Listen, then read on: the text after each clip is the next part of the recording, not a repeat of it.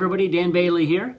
In my last video, I gave you a rundown on the new Photomechanic Plus, which is the brand new version of Photomechanic that offers full catalog capability. So this allows you to use Photomechanic as your main image library and database. As someone who's used Photomechanic almost every day for years, I'm really excited about this new feature, as I outlined in that video.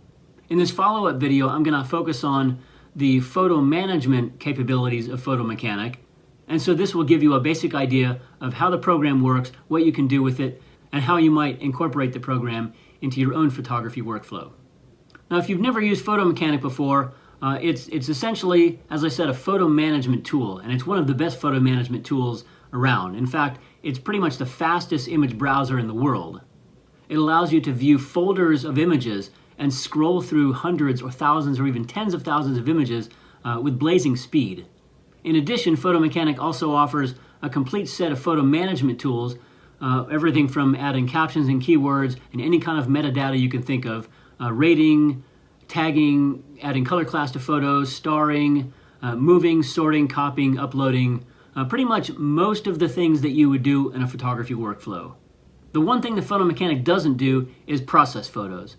Photomechanic doesn't have any processing tools inside like Photoshop or Luminar or even Lightroom or Capture One. So if you do use Photomechanic as a photo management tool, you would need to use an external editing program in order to do all your processing. And this can be a little bit of a problem if you're already using a program like Capture One or Lightroom that already has full photo management tools as well as processing and cataloging built right in. There are some workarounds that make it easier to run Photomechanic in conjunction with programs like Capture One and Lightroom. But at the same time, I hear from photographers, well, if I already use a program like that, why do I need Photomechanic? And my simple answer to that question is that Photomechanic is awesome. It's extremely fast, and it allows you to do most of those workflow tasks with a high degree of efficiency. And again, if you already use a program like Lightroom or Capture One, you may not see a need for Photomechanic. But if you're at all dissatisfied with the speed and efficiency with the way that either of those programs operate, then it's definitely worth a look. So over the years, I've used Photomechanic in conjunction with both Lightroom and Capture One, and even though it does add that extra layer, personally I've found it to be worth the effort. And so the best thing I can tell you is try the program out and see if it works for you. Okay, let's dive in and take a look at some of the most basic features in Photomechanic and see how they can be used in a typical photography workflow. So Photomechanic actually has two versions, Photomechanic 6 and Photomechanic Plus. Photomechanic 6 is the main program that has all of the photo management tools. Photomechanic Plus is the same thing with the included catalog, and that's brand new. If you wanted to use only the photo management tools, you would just need Photomechanic 6. If you want to use the catalog and have Photomechanic be your all-encompassing workflow solution, then you would choose Photomechanic Plus. Essentially, both programs are the exact same, except that Photomechanic Plus has the catalog. So when you open a new window in either program, you've got this main window with your browser pane. This is where you're going to view your contact sheets. And then you've got a navigator over here.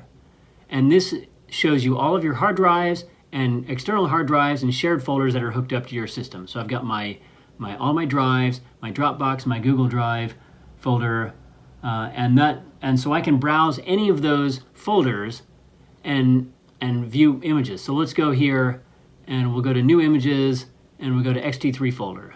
So I just navigate and double click and that opens up my XT3 folder. And so you can see as fast as you want to scroll, it builds previews on the fly. And as you can see, some of these are even RAW plus JPEGs. And if you were to click this magnifying glass, that opens up a full-size preview. And if you hit the zoom button, you can zoom to 100%. When you're viewing a contact sheet, you can use the left and right keys or the up and down keys to scroll through your images. And so anytime you want to stop on an image and hit the magnifying glass or double click, then you can look at a full screen preview and hit zoom, make sure this is on 1 for one-to-one zooming, and then you can scroll around and check for sharpness with the loop tool. And so that's how fast Photomechanic is. It just, we're scrolling through 4,357 photos, and as fast as I scroll wherever I stop, it builds previews. and I can preview. I can scroll through my previews. That's my friend Bill there. We shot that last January and it was about -10 degrees. So as fast as I want to scroll through, and I'm scrolling through full-size zoomed 100% previews. So if I zoom out, just as fast. So, and of course, if you're using 2 monitors on your computer, you could always have this, you can move this second preview window over to your second display. And so then you could have a two display system where you'd have contact sheets on one display and your preview images on the other. But let's go ahead and dive in and see how to use this in your workflow. Let's walk through an actual workflow of importing, editing, and captioning, keywording photos so you can see how the program works. So I've already got an SD card loaded into the card slot on my computer, and when I put the card in, the dialog for import comes up automatically. But if you want to import at a later time, you can go up to the menu and look for ingest, or just go Command G. And so when you hit ingest, you come up with this dialog here. So in this dialog, you're basically telling Photo Mechanic what to do with the pictures that are on your card. And so the first thing you'll want to do is choose a primary destination. And so let's just go to, I don't know, say the desktop, and we'll do a new folder called New Images.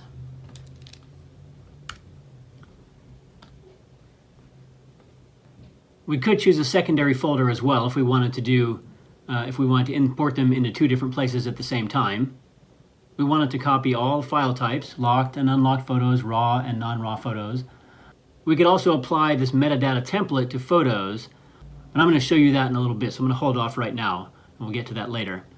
Rename ingested photos, let's say yes. So let's do, new, so we're going to go new, fall, and we'll do a sequence, and we'll set our sequence to start at 001. And we'll want to open our contact sheet in the background. And I'm going to uncheck this box here, this incremental ingest, copy new photos only. These are actually photos that I've copied already to different folders on my hard drive, and the computer knows that, Photo Mechanic knows that. And so if I leave this checked, it's not going to import the photos. So I'm going to uncheck this. And I'm all ready, I hit ingest. And so now it's doing its thing.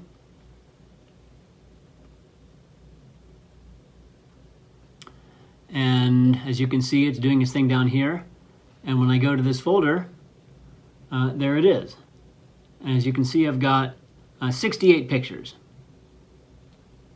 And so that's not very many, but just for example's sake, this will work just fine. So now that we have these photos imported, we can start doing the management tasks. So the first thing we'll do is go through and get rid of anything that's obviously bad that needs to be deleted, maybe rotate some photos. So let's just a quick glance here. This one looks like it's no good. It's kind of skewed, and so I'm just going to check that and hit Command Delete. And do you want to move to the trash? Yes. And so that's gone. Let's look down here. We've got these photos here. Maybe they could benefit from being rotated. Yeah, I think those. And of course, if we wanted to view the photos at full size, we can hit the magnifying glass and we can zoom, check for sharpness. Looks pretty good. We've got a histogram here, we can check that. We've also got all of our EXIF data here. Capture time, GPS coordinates, firmware, lens, ISO, aperture, all your exposure information, camera information, and so forth. Up here, I've got this pane that allows me to scroll through images left and right, similar if I were using the keyboard arrows. I can also rotate from here. This allows me to view 2 photos at once, so I could click here and then scroll through. It allows you to compare photos. So, okay, let's see the color difference between those two.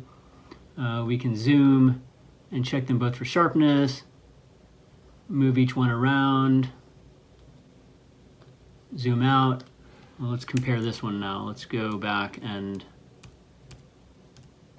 Look at that one. So you could also do the same with 2 horizontal images like that. But we'll just go back to here. We also have a thumbnail tool. We can scroll through like this while we're viewing in this pane.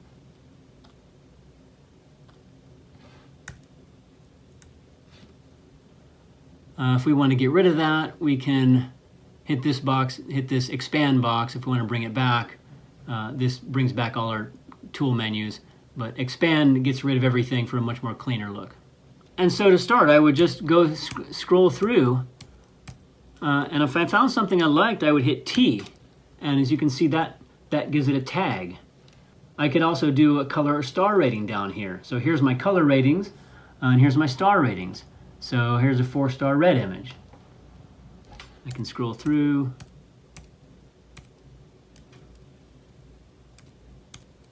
Oh, that's pretty cool. Let's tag that. We like that. Let's tag that. Tag that. Yeah, so we scroll through and decide, oh, that's kind of cool. Let's give that a 3-star. I'm just doing this totally arbitrary just to show you. Oh, there's a 2-star image.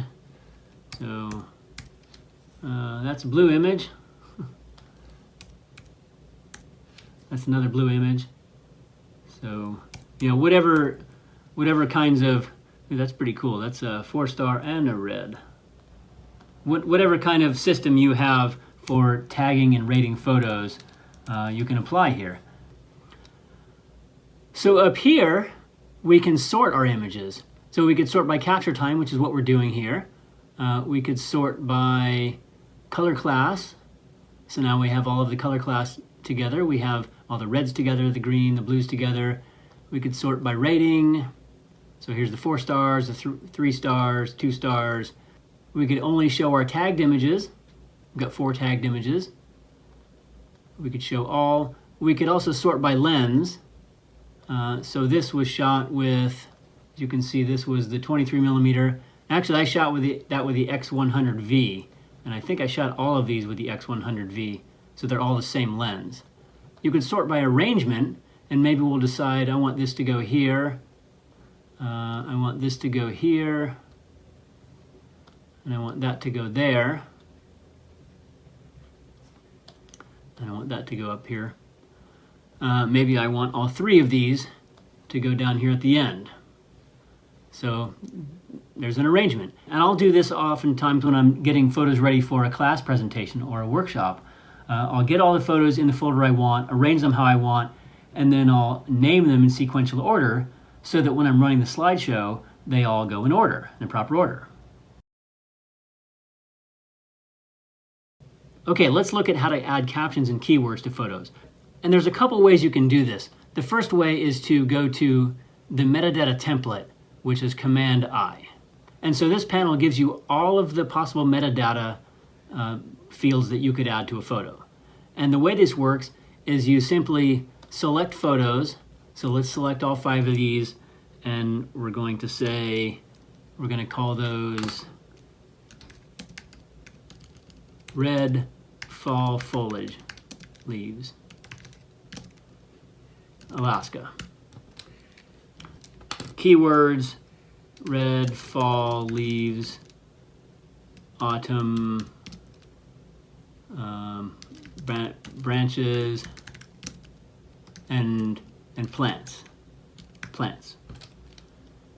And I can also add my creator photographer field, all my image rights information, creator, copyright, credit, and my website. And so I like to, this is a good thing to fill in, and I keep this filled in all the time. And I'll show you why that makes a difference. Then you've got all your contact info, which you should add. And then you've got your location. So our location here was Colony Glacier. State was Alaska. I've actually saved Alaska into here, so that shows up. No city. And I'm going to hit apply to selected. So now if we hit this I button, that shows all of those. And we can scroll back and forth, and we can see all those photos with all of these fields attached.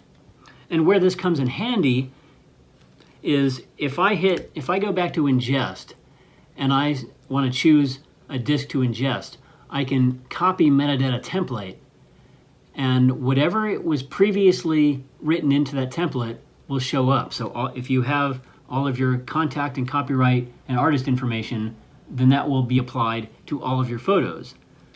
You could also, as you're importing photos, you could, if you say you had a common caption or keyword that would apply to all of the photos that you're about to import, you could apply that and save time for later because they would already be imported with those captions and keywords. Let's go to all of these and we will hit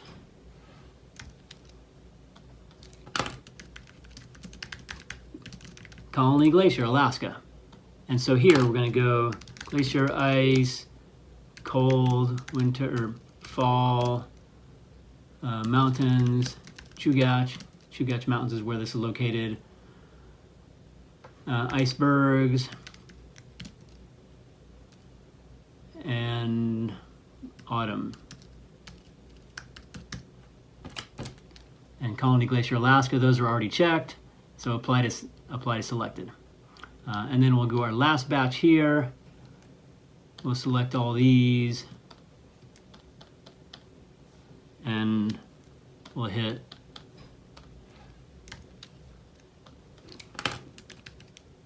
and we'll type Cessna airplane. And in the keyword field, we're going to go flying, aviation, Alaska, bush plane, sunset. And no location because we're flying, we're not at any particular location, and so apply to selected. So the second way we can add keywords is to go to this I panel, and that brings up a second metadata panel that's a little different from the first one. And so this allows you to add specific things to each photo. So let's add wing to that one, and then I need to hit save and advance to the next one. And so wing, save, or we could go back to this one and we could copy this whole field, copy everything that's in this metadata field, and then scroll to the next set of wing photos, which are right here. And then we can go paste, save, advance, paste, save, advance, paste, save, advance, and so forth. And so this panel essentially allows you to edit individual images and then copy and save those and paste those into other images as well. So 2 ways of adding metadata.